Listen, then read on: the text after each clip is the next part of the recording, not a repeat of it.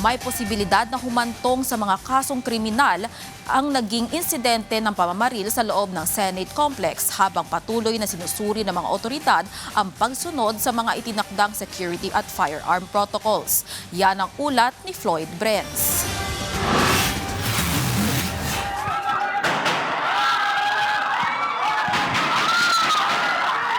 Posibleng maharap sa kasong kriminal ang mga hindi kasapi ng Philippine National Police o PNP na nagpakawala ng warning shots sa gitna ng insidente sa Senate Complex noong May 13, gaya na lang ni Senate Sergeant at Arms Mawa Plascan na retirado na sa PNP.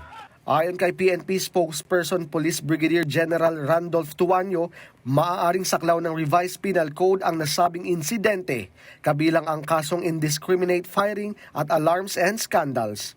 Kaugnay ito ng investigasyon sa naging putukan sa Senado habang naka-lockdown ang gusali dahil sa tensyon kaugnay sa posibleng pag-aresto kay Senador Ronald Bato de la Rosa. Kaya naman, binigyan diin ni Tuanyo ang kahalagahan ng security protocols sa mga government agencies.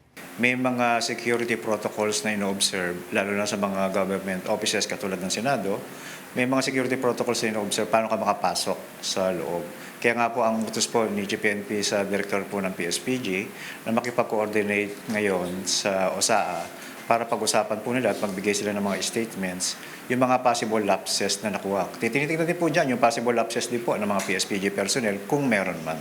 Nauna na ring inamin ni Acting Senate Sergeant at Arms Mawa Plascan na siya ang nagpakawala ng unang warning shot habang iniulat naman ni Interior Secretary John Vic Remulla na umabot sa 27 putok ang pinakawalan ng mga tauhan ng Office of the Sergeant at Arms at 5 naman ay mula sa isang NBI agent. Paliwanag ng PNP, sa ilalim ng revised PNP operational procedures, pinapayagan lamang ang warning shots kung may agarang panganib sa buhay ng mga otoridad at wala ng ibang paraan para makontrol ang sitwasyon. Patuloy namang iniimbestigahan ng mga otoridad ang insidente habang muling binigyan diin ng PNP na ang paggamit ng baril ay kaalinsunod dapat ng batas at mahigpit na protokol, lalo na sa mga sitwasyong maaaring maglagay sa panganib sa kaligtasan ng publiko.